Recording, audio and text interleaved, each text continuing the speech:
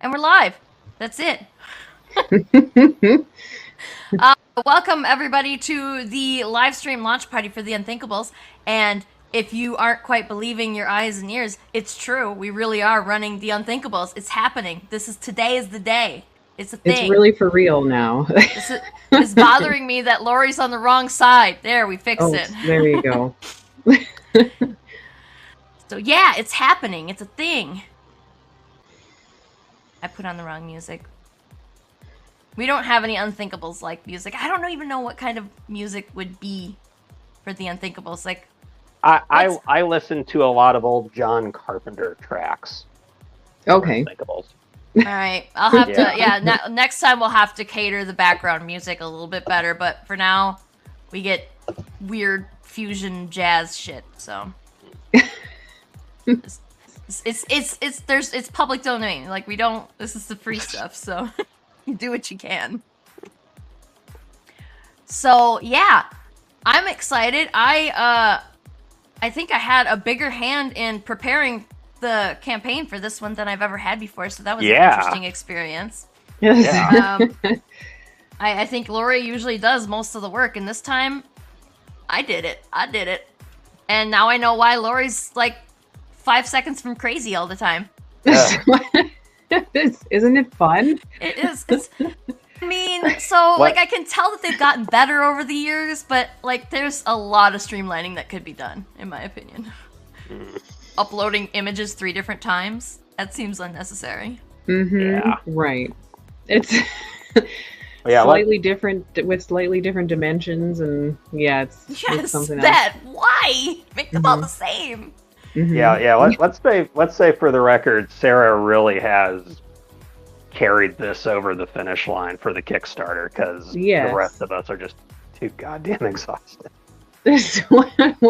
We're all dying. So. Well, I'm goddamn exhausted now, so yeah. This may not be the most lucid live stream. It's okay.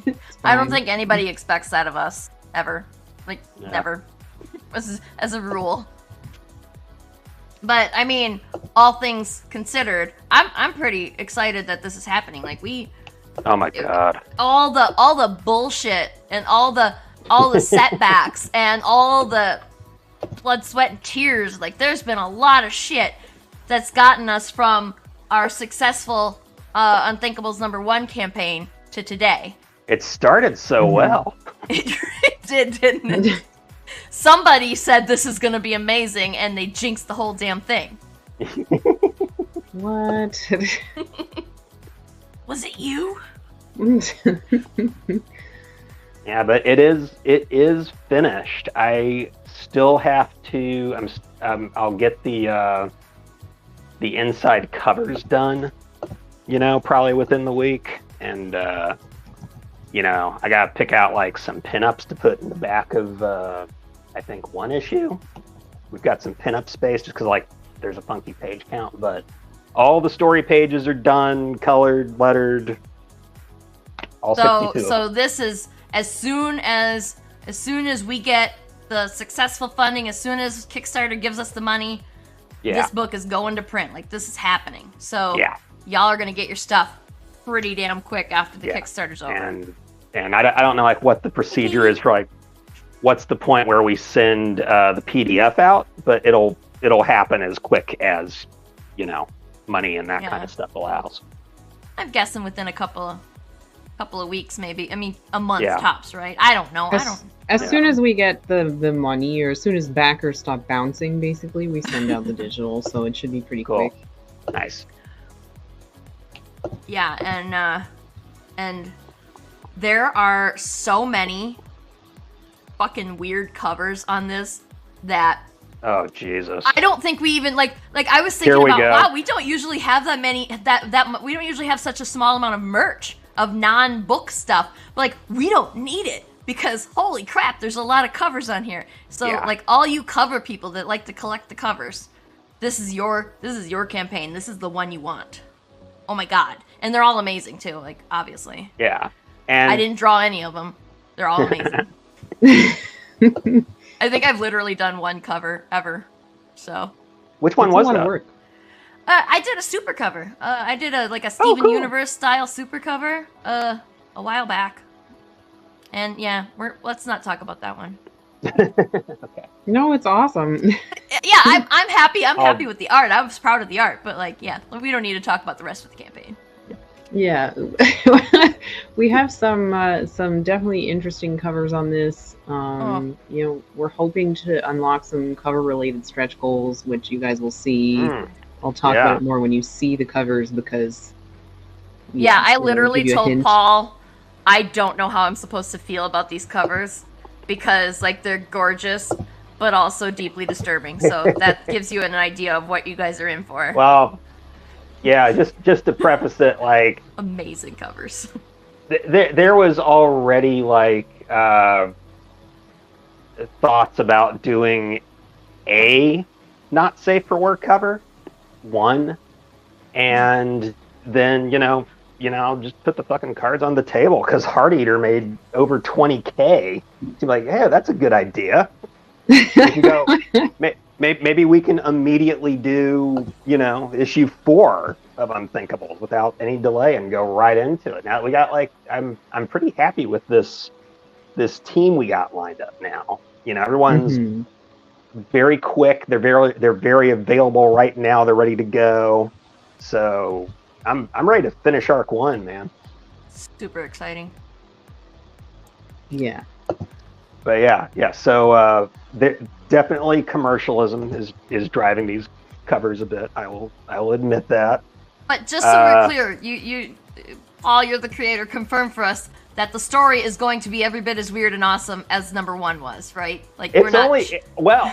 Because of everything we went through, it's gotten a lot weirder. Because I had to, once Ian, wasn't able to continue as the interior artist. I fucking hate when a book just changes artists without explanation. I don't dig that. There has to be a reason motivated. And we had talked about way back when, when this book was just me and Ian's thing and, nobody else. It was kind of our baby.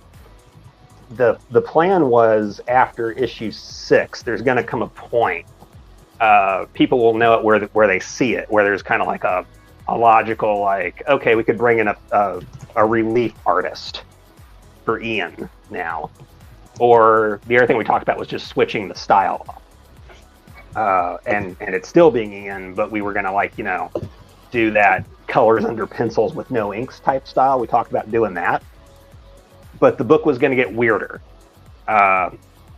It's supposed to start like a DC Marvel analog and then slowly lose its mind. But because all this shit happened, it goes fucking batshit right on page 1 of number 2. It's and literally the location caption for the very first panel of number 2 is "What the fuck is this shit?" Yeah, it's gone off the rails, but we made it make sense, sort of. Yeah, it's off the rails, but we blew up the tracks. Okay, it's supposed to be doing this. It's supposed to be chaos when you have a Marvel DC type universe. Order and all the heroes suddenly die. Order is going to break down. Yeah. Yeah, I'm ready for it. Yeah, and things. I haven't even seen. I legit have not seen any. I made a point of not looking at any of the book that I didn't have to look at. Absolutely have to look at because I want to see it. Oh, I want to see it when it's. Have we put preview pages up? We should put preview pages up. We may not have those today. Jesus. See, this is what happens when you've never put a campaign together totally by yourself before. You forget shit like that. I forgot. Yeah. And I did briefly, last week, have a moment where I was like, oh, I better ask Paul for some interior pages that are non-spoilery. I mean, we've been lettering up to the last minute, so we'll figure that out. We'll figure that out pretty quick. It'll be fine. We'll put some up today or tomorrow. Yeah, it's tricky to pick which ones to put up, and also I don't know how many pages there are in this that aren't like just filthy. That's This was like that was a big the big part of building the graphics for the campaign was just putting black boxes over stuff. I think Paul, and not even like not even just that, but like every other, not just sexy stuff either, like like every other sentence out of Burb's mouth is like a line from a John Waters movie. So right. Yeah. I think even if people are surprised by the hard turn that this book will take compared to issue 1, they're not going to be disappointed. Nobody's going to be disappointed. Yeah, I mean, maybe surprised, but not disappointed. The thing I used to always reference for like what's the tone for Unthinkables is the director Paul Verhoeven, if people know him, who did RoboCop, Starship Troopers, Showgirls, and many other fine films. It's that kind of level of, extreme. I hate to use that word. Sorry, it's not Elon Musk. This is the extreme, new extreme Unthinkables. Ultra HD. He ruined that word, didn't he? Yeah, he really fucked it up. He even fucked up the letter X. Jesus Christ. He fucked up the letter. But, and the other thing I always kind of point to is a Roger Corman movie that a lot of people know called Death Race 2000, which is just totally over the top in every way, and it's wonderful. And issue 1, that's not really there, but definitely issue 2 and 3, you're going to start seeing that. I don't have a follow-up for that. That sounds awesome. Yeah. I mean, this is also the first time ever that Sarah has texted me and asked for a dick check. What? Because I did do that. She was... I mean, they're gonna see. So, but she was censoring all of the genitalia. Oh, okay, all right, yeah, no, spread. I know. I know what this is in reference to. Yeah. I made everybody check for me. Is that a she dick? was like, there are just too many dicks on this. I need you to check for me. And I did find one that she had missed. Yeah. So it was important. I originally tried to be cute with the censoring, like I was with the Heart Eater censoring, with putting the little oldie timey ribbons over it, and then I realized that these covers are just so insane that it made the art look bad in a way that the plain old black bars wouldn't. So I just switched to that, and I stupidly deleted the layer with the other stuff on it before having the black boxes. So then I was like passing them back and being like, can you do a dick check for me? And that's something that your high school guidance counselor will never tell you that you'll have to utter in the course of your full-time job thing when you're an adult. That's also not in How to Draw Comics the Marvel Way by Stan Lee and Jump Cinema. Now, you wouldn't expect Stan Lee would drop the ball like that, but... We're gonna need to write a new manual, I guess. We could. I think that we could do a whole how to run a comic business book, and it would be full of so much just what the fuck is going on that it would be worth the buy, just because people would be entertained as hell without actually understanding what the hell we're talking about, and it wouldn't matter at all. That's consistent. It doesn't need to make sense. I'm telling you, so much of the way that we get from point A to point B on this shit makes no sense to anybody on the outside. Yeah. That if people are building a comic or whatever, and you think that you're doing it wrong, you're probably not. You're probably fine. Just keep going. There is no right way to do stuff, and it's all multiple choice. That's solid advice. Yeah. Yeah. Like.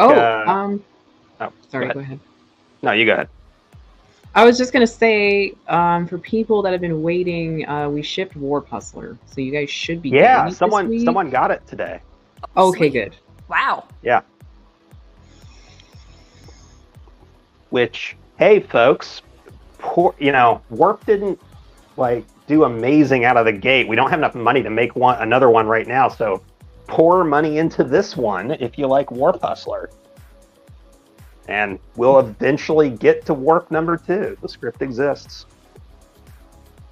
If you like what you saw, there's more of it available. Mm-hmm. Yeah, and if you're saying, what the hell is Warp Hustler? It's going to be up on the website pretty soon. We got to build the store yet. I need to staple Lori to the floor for a couple minutes so that she can help me build the store, but the rest of it, we're ready. We just need to put the shit online for you, and then if you wonder what the hell Warp Hustler is, that's where you can find it. Right there.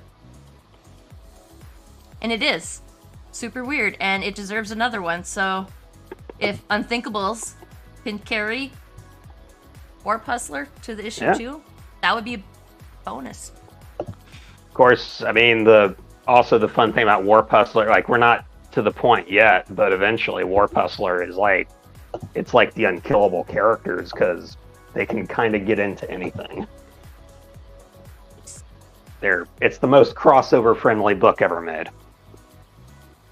That's true. Yeah. Ooh. Yeah. And if everybody wants to see that, then Warp needs to be, we need a number 2. There you go. Because that could totally happen. We have the power. All right. Okay. So it is,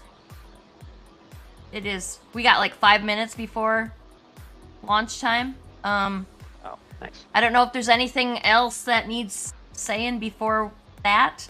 I'm gonna, in a couple minutes, we can watch the trailer thinger. Mm. And then, good idea. Yeah. But yeah, I don't know if there's if you want to, do you have besides what you've already said, did you have an elevator pitch for the current campaigin, Paul? I'm on fumes at this point. I can't describe it. Fair enough. I mean,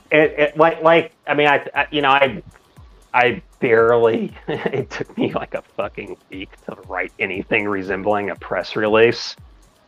And I think I just said in that, here's yet more reasons why getting supervillains to save the world is a shit idea, or something like that. I think that as a general rule, not enough people get to see the press releases, and yeah, we should change that.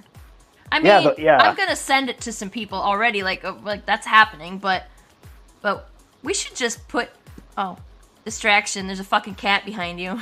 Oh, kitty.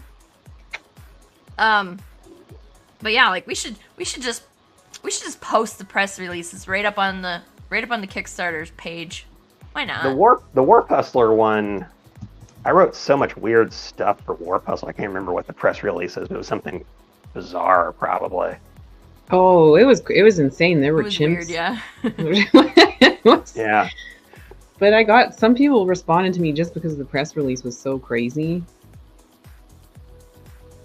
They were like, I don't know what this is, but I want it. Yeah, I did my best with Unthinkables, but I'm just, You did better than you think that you did with Unthinkables. I'm a pitcher in the 9th inning here. Yeah, it's one of those ones where people should read it just because of the weirdness of it. Press releases are usually really boring. Let's be honest. Press releases are boring, and these aren't boring. The Unthinkables is the opposite of boring. Yeah. I'm remembering now. The Warp Hustler one had quotes from the chimps. That's what it had. Yes. Yeah, and there was something about flinging shit, I think. Yeah. Yeah, and mashing soft substances into phone receivers and like that. The Unthinkables 2 and 3 one. There's a quote from Bloody Mary that vaguely references what she's been up to while we've been on vacation, and then Verve has a few lines about how she was she was on the cover of #1 but never appeared in it, and people will keep bugging her if she's in it. She feels like Anya Taylor-Joy in New Mutants. And then she says something really filthy and inappropriate after that. So I won't repeat here. Yeah, y'all comment if you wanna see that press release, because we'll just slap it up on the Kickstarter. I don't see any reason why we shouldn't. If you guys want to see it, it's weird. Bonus content. Yeah, for free too. You don't even have to back it that way. All right. Does anybody want to watch a trailer? Hell yeah. Fuck yeah. And I mean, I know you two are gonna answer yes. And honestly, I mean, to be fair to the commenters, I really want you to stay and watch, but I'm not gonna give you a choice. I am playing it, whether or not you actually say yes to that question. So that's just what's happening. But first, I'm gonna turn off the background music. All right, let's do it. Hey, we're back. You know, the story where all the superheroes die and villains have to save the world? No, not Megamind. Yeah, it's been a minute. You assholes almost got off the hook. I, unfortunately, can't get out of this bullshit, and I have to see it through to the bitter f***ing end. You probably thought you'd never find out what happened next. I'd have been kind of okay with that. I know we're not the only idiots to ever try it, but getting batshit villain f***s who want to burn down civilization and convince them they, should do the opposite thing? Speaking with a little hindsight, not an ideal approach to problem solving. It's like discovering your f***ing pussy hair's on fire and thinking, hey, maybe I can put it out with this bottle labeled acid. 'Cause, what have you got to lose?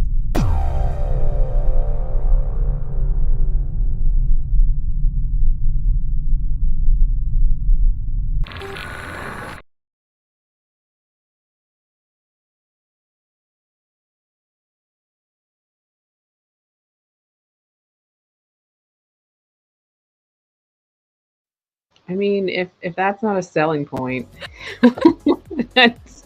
I didn't see the last part that says that's 62 pages, fuckers. Oh no, that was good. It was fun. Okay, are we ready to launch? Let me put the thingy up onto the thingy here. Let's do this. The thingy onto the thingy, you know? You know what I'm talking about, right? Okay, now everybody, yeah, this is the time where if you want that coveted first backer award, you have to be ready now. This is it. This is it.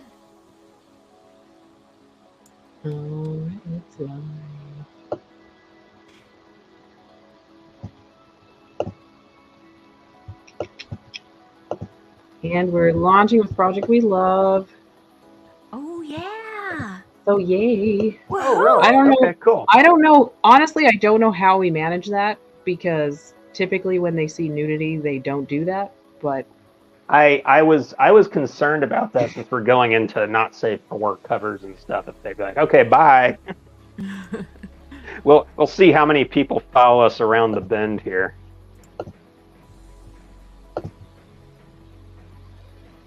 Oh.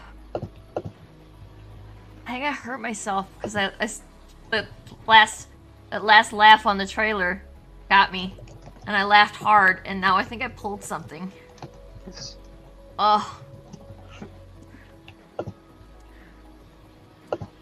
Okay, I keep forgetting. I keep forgetting how to do this. I used to like, we had a whole, this is like the pandemic all over again. I knew how to do stuff, and then we stopped for a little while, and now I forgot how to do everything.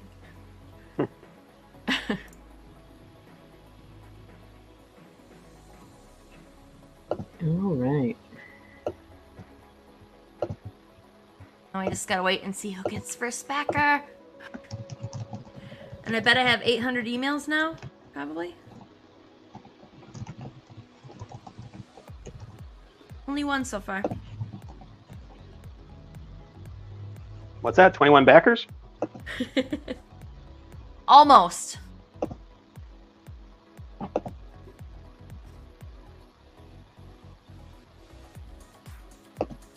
Okay. So, while we're waiting for Lori to push all the buttons, let's ask all the standard questions, which is, sorry, Paul, you have to answer them. Holy shit, It went from 0 to 116 just like that. Did you see that? What? It went from $0 to $116 in a second. I thought you meant 116 backers. I was like, I wish. No, it just startled me because usually it's like $5 is the first bid. The first, the first. Hey man, get those covers. Yeah. Okay. So, I guess we can go down here quick because let's look at the big ticket stuff that people are gonna want to see, right? So, we got covers by Martin Simmons. We got this one here is an all new cover. Let's see, can I? Nope, I'm on the wrong screen. Well, actually, it's actually his oldest cover. Is it really? Though we don't show it around a lot. That's from all the way back, I think, in like 2012. And it's when we barely had any pages of, it was like when Unthinkables was like a little side project. Wow. And, he did that, cover just from like all the character designs I had. Nice. That's when we were still like just developing it as a pitch. Well, it's a really cool cover. And I mean, so technically it's not new, but it is new to the campaign. Like, we have... here's a fun fact about this. The only other time this has appeared in print is I made 5 like pitch packets for Unthinkables that I sent to places like Image and Dynamite and stuff in 2016, I think. And so there are 5 copies out there with that cover, that wraparound. If you have one of those, you've really got some shit because it gives away like the first 3 arcs. Whoa. Yeah.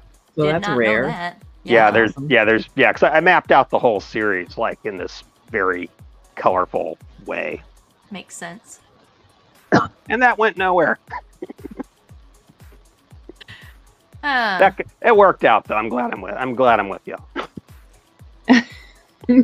It's been a journey, right? With us too. Yeah, I don't know if I've ever mentioned this, but like I've probably told Lori this like back in the day. We got a yes from the publisher Action Lab, and they wanted to put us on the Danger Zone label, their sub-label. And there were 2 breakers with those guys. One is I didn't like, they were kind of grabby about rights. Mm-hmm. And basically it was like, effectively the contract was they would own Unthinkables for 10 years. It was a scary contract. There was that.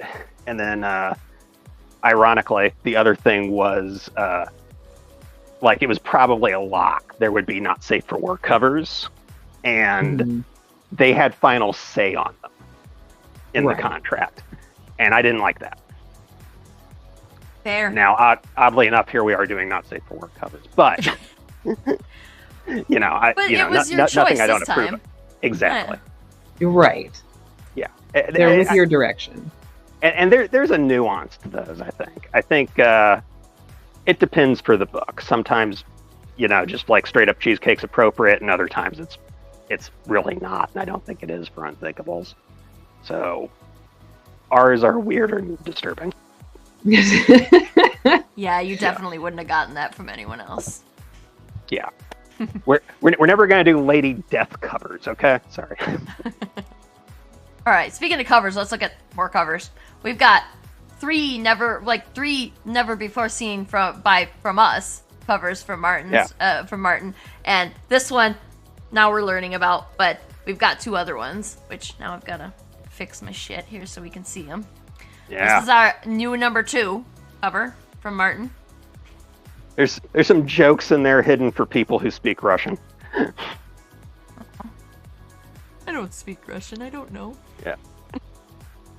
We did have a like I've kind of lost touch with him now. But there was a friend of mine, who brought in a guy who's a fluent Russian speaker, and he gave us pointers on Maria early on, and yeah, that was very helpful. But that license plate on her car is really something. That's all I'll say. I used to know a couple of Russian women, and we fell out of touch, and now I'm kind of mad about that, just because I'd be like, can you tell me what the hell is funny about this? Yeah. Damn it! Okay. So, this is another cover for issue 2. Yeah. Yeah, which I guess technically that's the first of the so-called X-rated covers. And this is why Paul's brain is broken now. Yeah. Yeah, the connecting cover, I think, was more than a month's work for every element that's in it. But, like, it looks really fucking good. Yeah. Yeah. It's so weird. Usually I'm modest about my work, but I'm just going to say, yeah, it is. It does look good. You should definitely, yeah. Yeah. I will warn people, I've still got to tweak the colors on these because those are very loud greens and they're kind of blowing out the gamut still. So it won't look quite that bright. I'm still working on adjusting the colors. It'll be sorted by the time that can only make it better. When it's printed, I mean, yeah. Yeah. It's important. This stuff is important. All right, and yeah, this is. Oh, geez, did I clear that? This is why we have to ask for a dick check. Oh, right. Oh, there's the Ian one. Yep. Lest we think that Ian did not do a cover for this one. Yep. Here you are. Very. I don't know. Like I said, these are. I don't know how to feel about them because they're just amazing, but also disturbing. I mean, people are gonna wonder, like, what the fuck is the deal with all these weird skeleton people? And I'll just say it's completely in the story. Buy the book. Yeah. Okay, and also. Oh boy.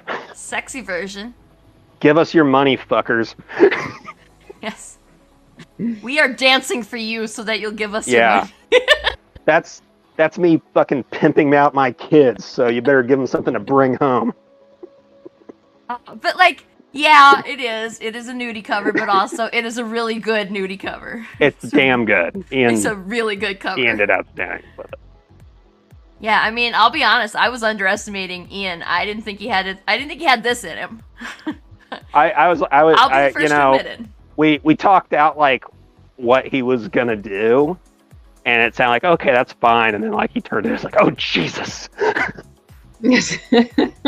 So you were in no way prepared for this. No. Yeah. Yeah. Well, I mean, thank God the Unthinkables logo is the way it is. Katie said one of them looks like someone I went to uni with. It's slightly disturbing. Which one, Katie? Which one? Tell us by the color of the hair. Definitely making good on these covers with my threat to make Riot Girl a sex symbol. I think Riot Girl should be a sex symbol.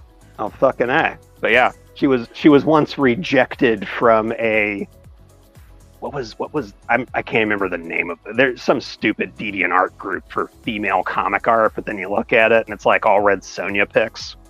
Oh, of course. One of those. Yeah, and they frequently requested, like, they reached out to me like, oh, can we put in your, this pic of Bloody Mary or whatever? Like, sure.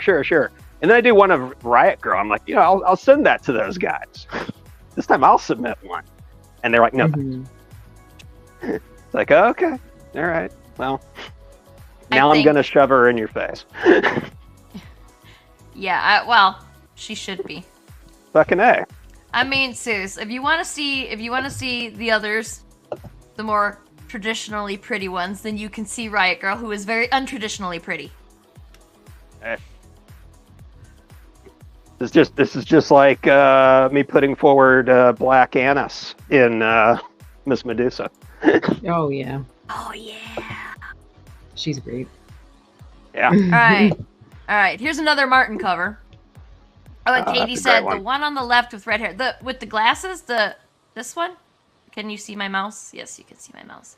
This one is the one that was somebody you went to school with. I mean, that would be disturbing to see a picture of somebody that you know, like, looks like somebody that you know, but they're naked. Yeah. That would be weird. Oh, okay. So this is another Martin cover for issue 3. Yeah. I think we've maybe seen this one before. We've seen this one before, haven't we? Yeah. Back when we teased that Unthinkables 2 was going to be a thing during the #1 campaign. We showed this cover off. Mm-hmm. But worth looking at again. Yeah. So we've changed it to 3 now. It was going to be 2. Now it's 3. Well, seeing as you can get both books in this campaign. Yeah. Nobody should care. And if they do. Yeah. Like a lot of the Martin covers, with like a few exceptions. #5 would be an exception. But most of them aren't too issue specific. They're just cool character portraits. But nice. But a cool shot of Maria seemed a little more relative to #2 for the story content, and #3 is definitely Sublime's issue. That's all I'll say. Excellent. All right, so now you can see what we were talking about when we say connecting covers here. Yeah. Because that might not have made sense right off the bat. Yeah. You put them next to each other and you get a big image. I want to, when we get these in print, I want to try to just, because I have the ability to build my own frame, so I can just build a frame. Because I don't think you can just buy a comic book sized frame without spending $1 billion, right? Like, they're really expensive, aren't they? Yeah, I don't know. I don't know if they make. Well, I'm gonna build one, even if it is more expensive to build one, because I can. I bet they're more affordable than they used to be, because it's like how you could never find 11 by 17 frames before, and now that's a common framing size. So that's very true. Yeah, and yeah, Matt's here. He said, "Let's fucking go." Hi, Matt. Thanks for joining us. Get to work on Miss Medusa. No, I'm kidding. Oh damn, we're cracking the whip already. We love you. Okay. We're gonna get back. By the way, for anyone wondering, we are gonna get back. So it's just been a tough year for everyone, and a lot's gone on. And, like we're not rushing it out. The entirety of 2023. Okay, so it's not like 2020 levels of suck, but 2023. Yeah. Uh-oh. Well, I'm sure 2024 will be much better. Right.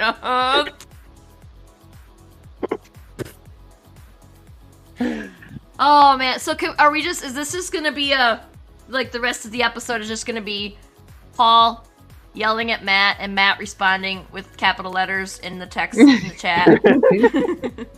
This is how we communicate now. It's like John Voight talking to Angelina Jolie. We're only going to do it through red carpets. All right. And yes, this one, the connecting cover, also has the nudie version. Also, you can see, like, look at all the black boxes. You can see why I needed somebody to check my work, right? Yeah. Like, I what needed pervert made that? Oh, right. I needed Paul to look at it, and I needed Lori to look at it, and I was like, okay, somebody who hasn't looked at it. It was a lot. Okay. Matt says, I love you, bro, you piece of shit. Oh, shit. Okay, so wait, what cover is this? This is a #3. This is an issue 3 cover. And we've seen this one before, and I had no idea that it was going to end up on a cover, but I'm so glad it did, because this is a fucking amazing piece. Yeah, well, and that was kind of like the first part of that whole, let's do some like that was a commission for a super fan we have named Roland Hattersley. Hi, Roland. And yeah, that was just the beginning of, okay, so maybe if I put her in Red Sonja outfit. It'll go into that females in comics group. Which I think I did. Wait. Do you have a piece of her in a Red Sonja outfit? Like, well, that's basically as legally close as I can get to a Red Sonja outfit. I want to see Rowan in a Red Sonja. I'm not gonna cosplay that just in case, because I know some people know that I did make a Rowan cosplay, but I'm not cosplaying Rowan in a Red Sonja outfit. It's not happening. I do not have that level of confidence. Yeah. By the way, I figured out recently how this outfit will eventually be canon. Ooh. Really? Where have that outfit and why. I figured it out. Oh, man. Well, we'll be talking later after the show is done. That's fine. Oh, and look at that. There's a nudie version. Weird, right? I bet you guys weren't expecting that. Yeah, and even Jeb got dressed down a little bit. It's only fair. It's only fair. I mean, really. I didn't go all the way there because, like, I was tempted to, but I figured. I did notice that the his downstairs coverings got a lot more threadbare. Yeah, he looks like he got attacked by moths or something. Yeah. And it's like, wash your underwear once in a while, my dude. Yeah. Yeah. Oh, wait. Okay. So this piece, you can buy. This one that's coming up here, you can get it, but there's only one. Are y'all ready for this? Oh, I hope that's sense. Okay, yes. All right. Yeah. I think I got them all. I didn't do a dig check on this one. But yeah, we are never going to publish. As far I'm not planning. Let's put it this way: I'm not planning on ever publishing that cover uncensored. So if you want that art, you just have to buy Ian's original. Obviously, it's uncensored. If you buy it, like, it's coming uncensored. I had to put the boxes on there because Kickstarter doesn't like nudie bits. Yeah, no, and I don't want it out there. I'd kind of appreciate if whoever gets it never, like, actually puts an uncensored. It should be just enjoy your rare thing and be like one of those asshole film collectors who's hoarding lost Doctor Who episodes. Just for you. That'd be awesome. All right. Add-ons, stuff to go with your stuff. You can get all those covers and things, and you can get magnets. Yes. And you can get a shirt. Ooh, remind me when we're done. We should put up the big picture of, like, a big full-size or bigger picture of the art on the shirt because it's fucking adorable. And yeah, and that's my friend Daniel Ellison, who just does wonderful work for us. Yeah, it's adorable, and you want to see it up close. I should have thought about that before just now, but whatever. At least I thought about it. Oh, and there's original pages. Yeah, we've got some. Ian has. I don't have a clue how many of metric ass load, right? Like, he's got a whole bunch of pages. Mm-hmm. Yeah, I mean, see, I don't know. I did say a while back, because I was talking to Roland, who's just like a freak for this series, and I love him for it. I told him, like, hey, you can tell Ian he can sell pages, from issues we haven't published yet. It takes years, and we should get the money now. But I think he has all the issues, all the stuff for number 2 and 3 still, which would be, geez, I'm trying to think, how many pages did Blair do and how many are Ian's? I mean, there must be at least 40 Ian pages that are about to get put into the world. Yeah, just original art. And this is an add-on, right? So, like, you can, as many as we have, we can, if you want a page, you can buy all of them if you want. They're really expensive, but, like, you can buy them if you want to. Yeah. It is not my job to tell you how to spend your money. Yeah. But, like, I will gently encourage you to spend it on our shit. But you don't have to. But, you could. It'd be cool. For us.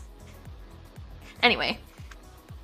Yeah, okay, so that's all the interesting stuff. Where are we at now? 668, the reward neighbor of the beast. We got 20 back. Oh, who's first backer? Did you see who's first backer? We didn't see that.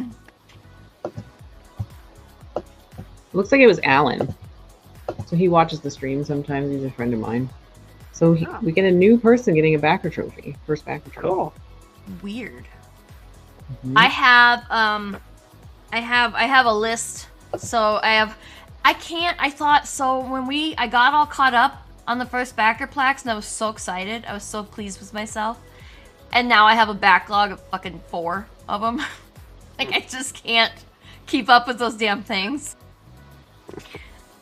And they're really cool, though. And Jeffrey has been helping me cut them because he really likes to.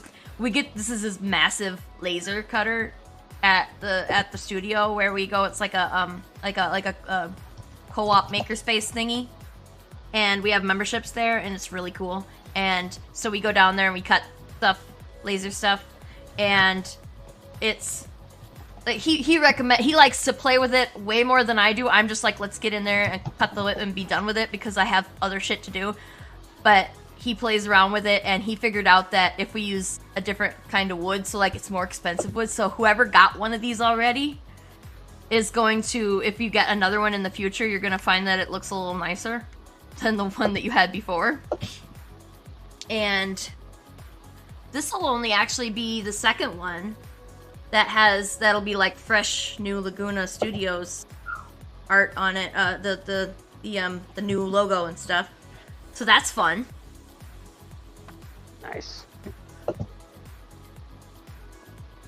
And Matt is currently screaming about this all over my socials right now. Thank you very, very much, Matt. Appreciate that. Good. Because people should hear about it, and they should hear about it from somebody that they trust about their comic shit, and that person is you. Also, this issue 2 might have a connection to Miss Medusa. Ooh. So if we like Miss Medusa, we should still back Unthinkables. If we want to see more Warp Hustler, we should back Unthinkables.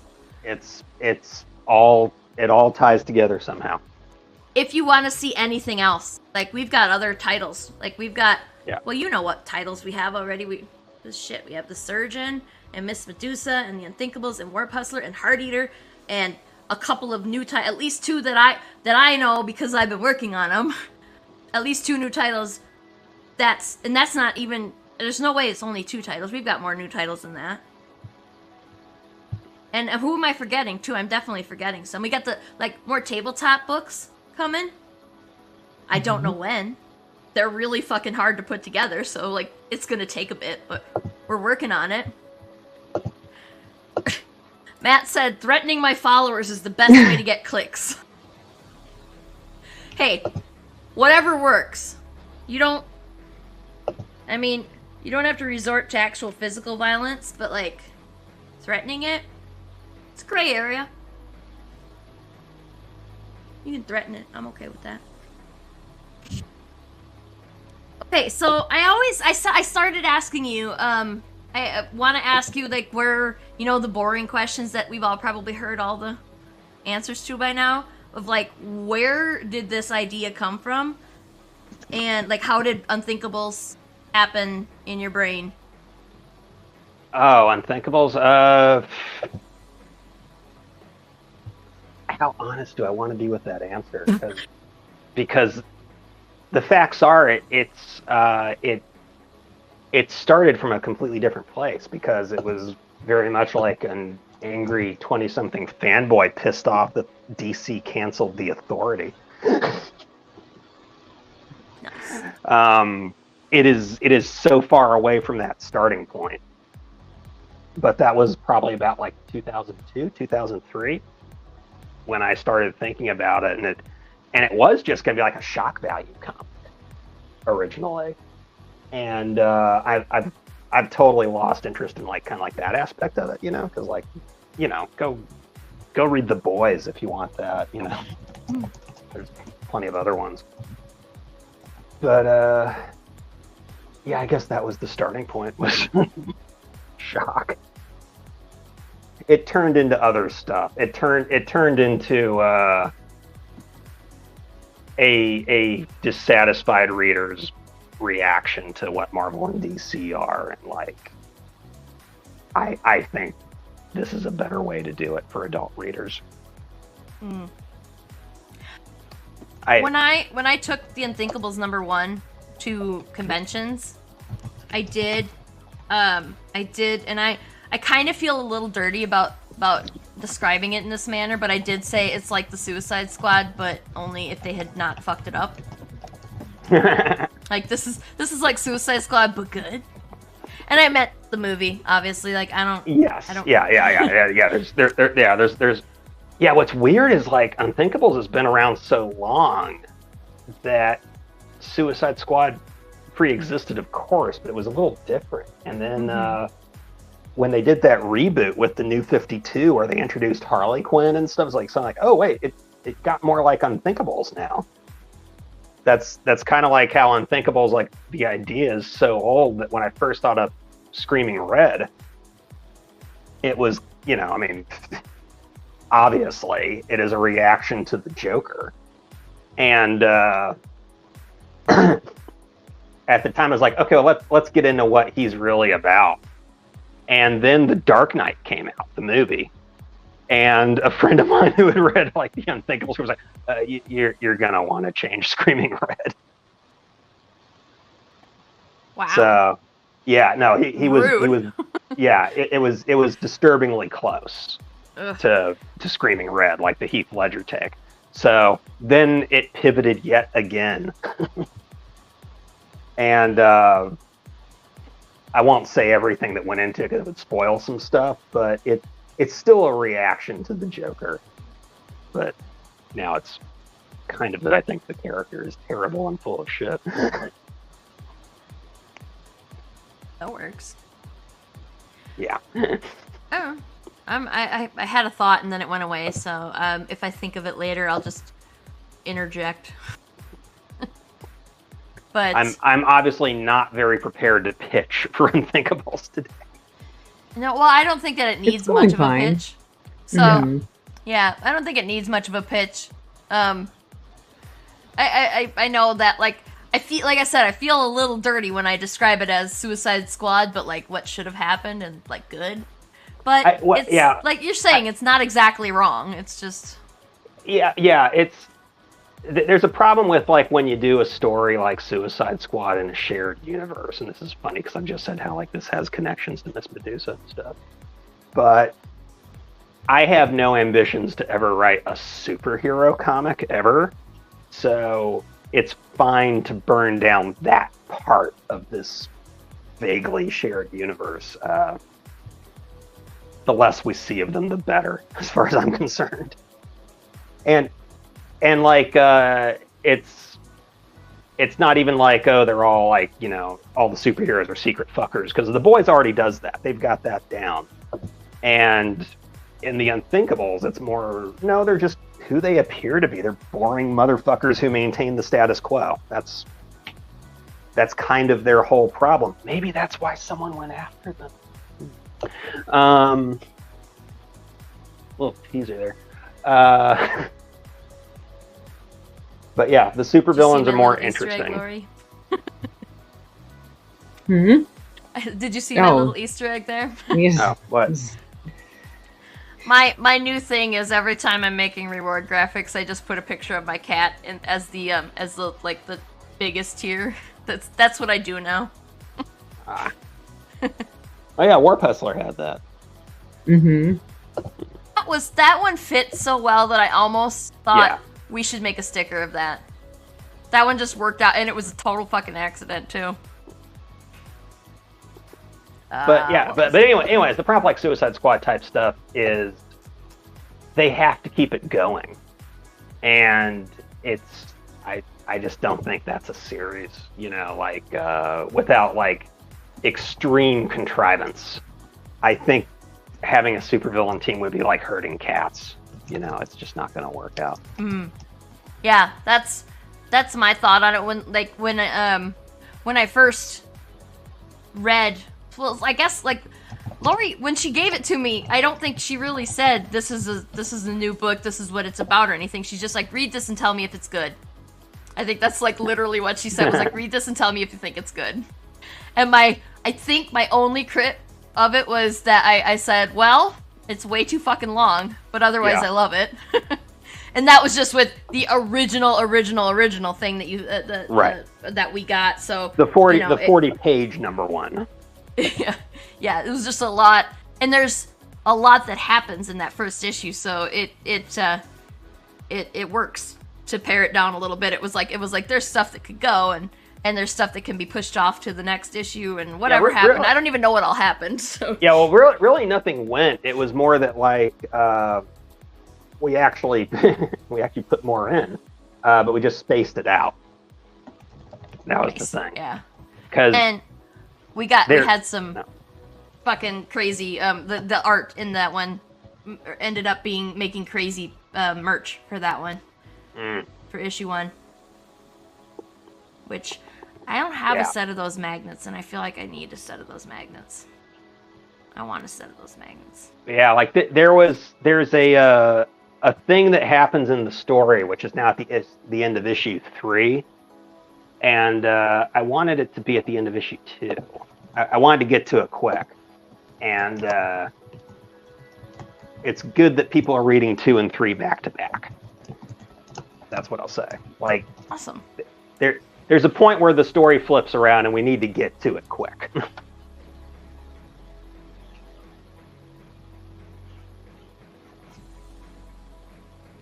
It'll be really exciting to read it when I finally get. It's like, I know I could have been like, hey, I want to read, and I deliberately made that choice not to, because I wanted to wait.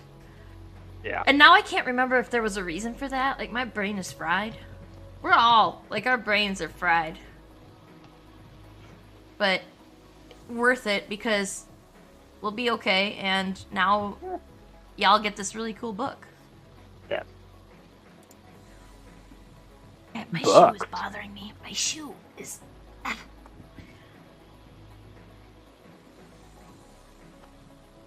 That's right, everybody. I wear Crocs. Don't at me. Banana colored. They're my house shoes. I don't go outside in them because I don't want to get them dirty, because they're my house shoes. And they're comfortable, so I don't care if you don't like them. It's not like I'm making a fashion statement here. I mean, I literally walk around the house looking like a hobo most of the time, so... Yeah.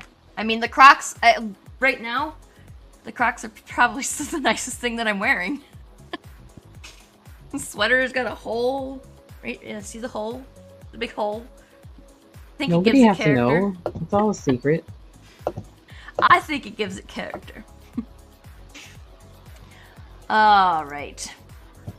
So what else? Do we have anything else to talk about with this? See, this is the problem, is that we should have like made Matt or somebody with more energy come on, because we all used all our energy building this campaign. And now we got nothing left. Should have got Mike Watson. Oh yeah. Mike, you got Mike or Matt on, you don't have to talk at all as the host. So much good energy. Speaking of, to take an opportunity to plug that we're gonna have a new live stream again. We're going back to live streaming, and it's gonna be next Monday, or this coming Monday, because this coming Monday, the 20th, right? What the fuck day is it? Yeah, the 20th. Monarch Legacy of Monsters is coming out on Apple TV, and we're gonna talk about it. It's the episode airs on the 17th, so you got that time to watch it if you want to watch the stream without spoilies. But we're gonna talk about it, and I know Matt might, because he's going he's like flying all the hell over the world, so he might not be able to make it to everyone, but we're gonna do an episode on everyone. Wow, you'd think of all places that he could talk about Godzilla in Japan. Yeah. But no, internet troubles. I have no idea. Actually, he totally did join us for a stream when he was in Japan at one time last year. I just don't remember what it was. Mm-hmm.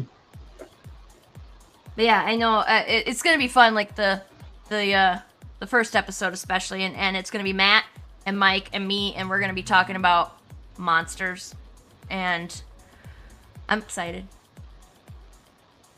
And I think that, well, I think Jeffrey commented the other day when we watched a movie together that we pretty much have only been watching kaiju movies for the past 6 months. Oh, jeez. Nice. Well, so have you watched Nimona yet? Has anybody who has watched Nimona? Oh yeah, it's good. Yeah, we were watching Nimona, and Jeffrey commented that this might be the first non-kaiju movie that we've watched. And then right at the end, he's like, Jesus Christ, are you kidding me? And I won't spoil it any further than that for anybody who hasn't seen it, but, yeah. Katie said, I judge people for wearing anything on their feet in the house. I'm pretty much a hobbit. I would prefer to wear nothing on my feet, but it hurts. I am getting old, and I have, like, stupidly high arches, and I don't understand why. People who are this, like, I am fat, and I should have flat feet. But I don't. And it's wrong, and I don't like it, and I need support now. Katie doesn't wear anything on her feet in the house. Isn't she in, like, Aberdeen or some shit? Like, she's way north in Scotland. Yeah, she lives in literal hobbit country, and she just said she's like a hobbit. And yeah, I don't know, man. It's gotta be cold walking around in the wintertime. I would think.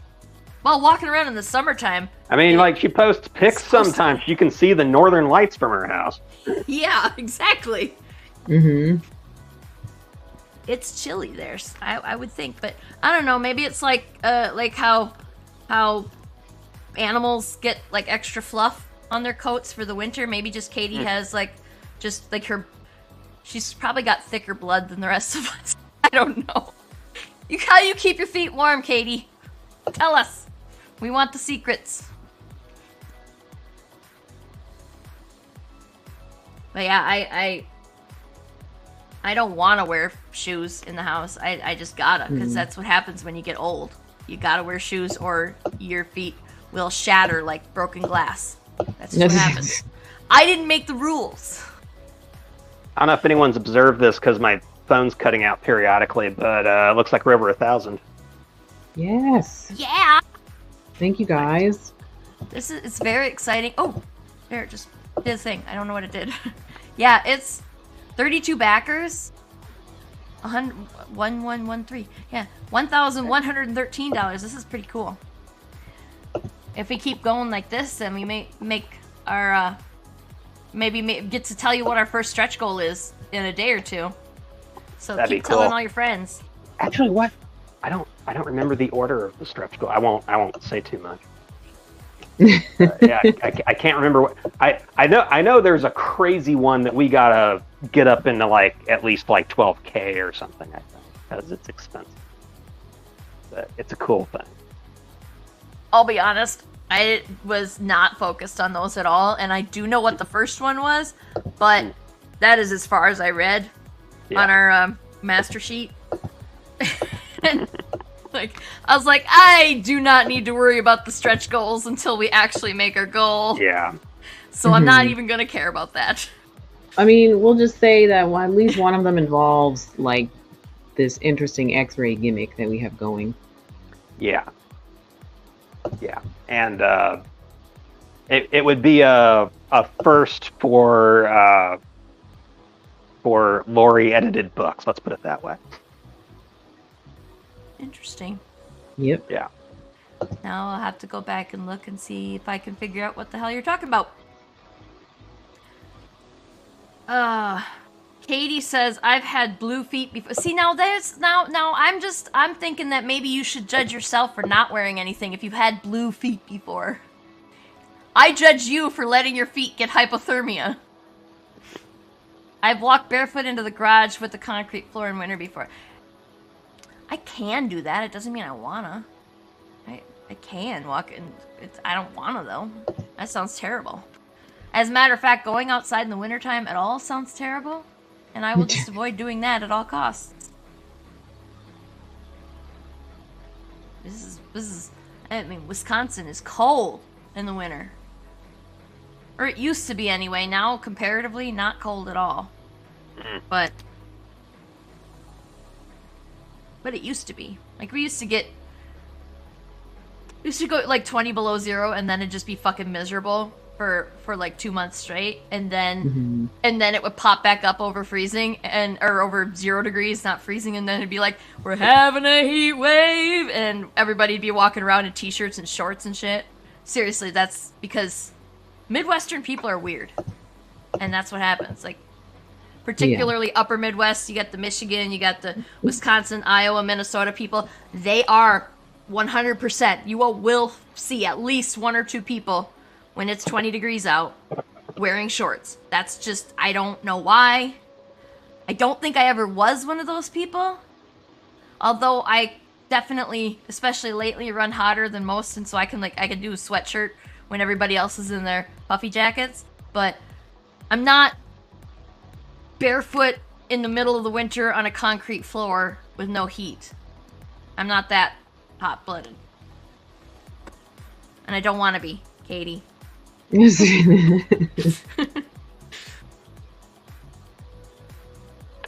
Oh, no. Okay, so... Let's see. So I am 33 backers. There's a number pattern here, and I'm trying to figure out what it is, but I don't think my brain's gonna let me.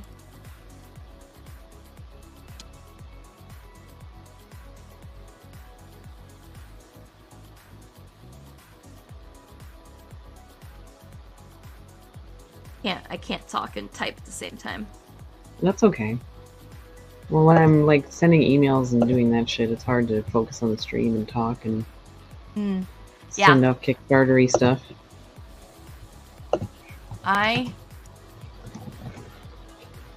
Okay, I'm done. Well, I mean, I guess since everybody has been waiting for Unthinkables for so long that I don't know how much else we need to say about it except that it's finally back, right? So I don't know if anybody has any questions. If you're watching and you have a question for Paul or Lori or myself, pop it in the chat. If you any questions about upcoming stuff is fine, but like if you specifically have an Unthinkables question, I'll give you a couple minutes. And otherwise, like I don't know that we need to. I don't know that we need to keep pushing it any farther. Yeah, I'm barely conscious here, so. I'm like sitting here going, I think that we all could probably go for a slightly shortened live stream launch party this time. Yeah. Yeah, I mean, we were working on this, up until like 6 o'clock in the morning last night. Or today. Day, night, don't mean shit. Yeah, no.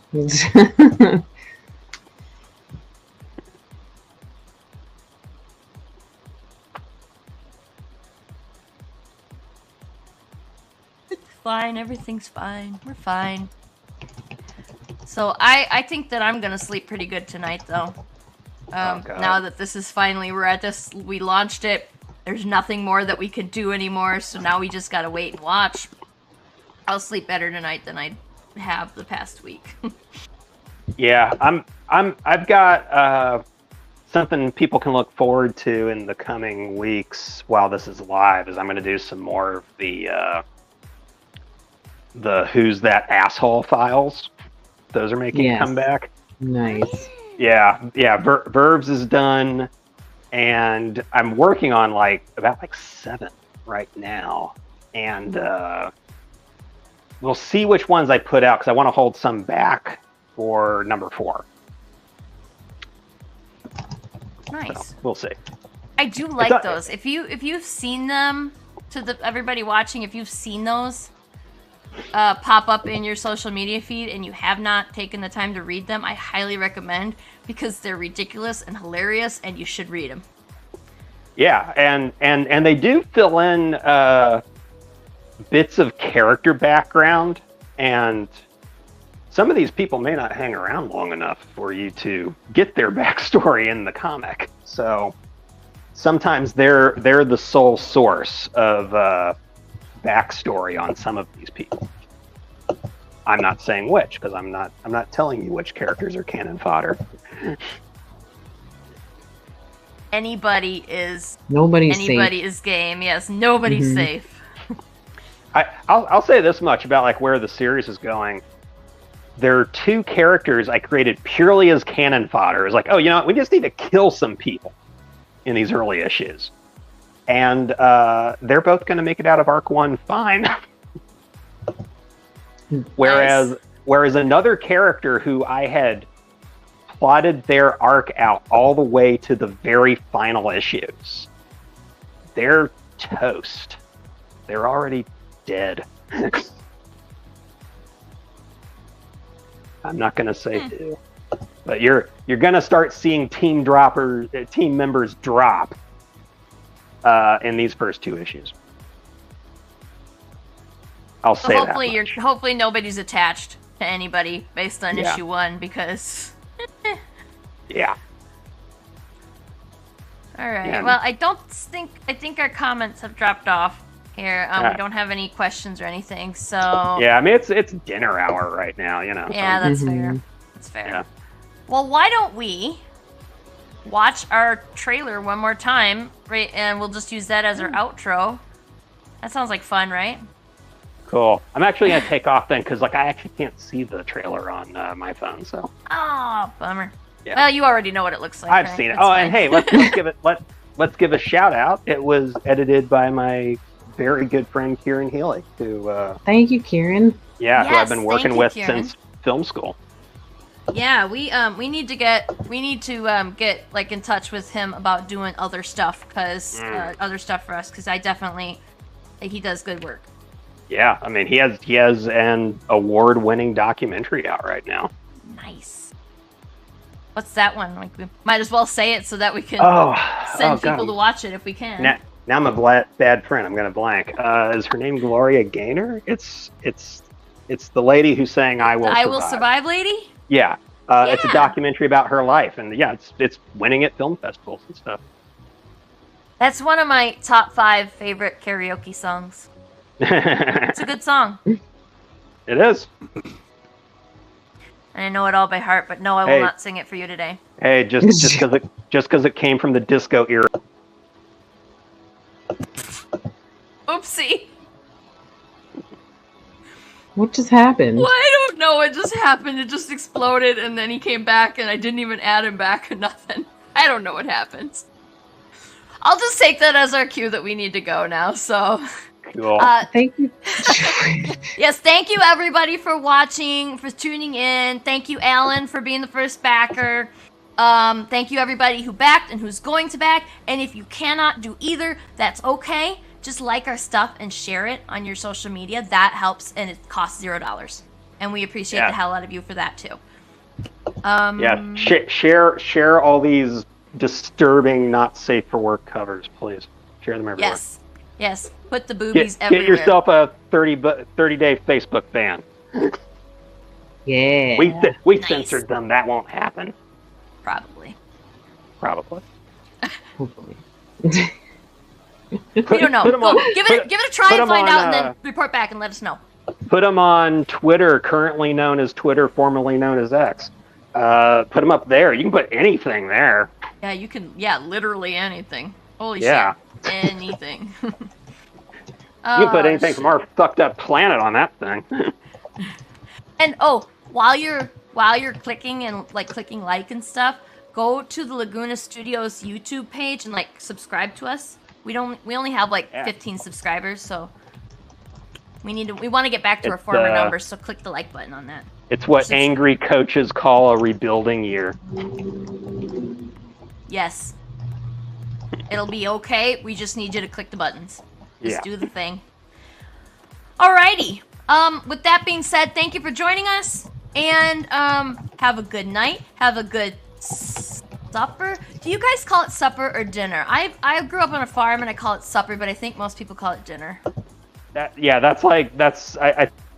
think Midwesterners and hobbits call it supper. Evening meal, you know. I'm always gonna be a supper girl, I think, because it's just it's drilled into my brain after all these years. Can't do anything about it. So yeah, have a good evening meal. Thank you for your backing. Thank you for your likes and shares, and thank you for your viewing and all that stuff that I already said already, and I don't need to say it again, but I'm gonna. And thank you and good night. Bye.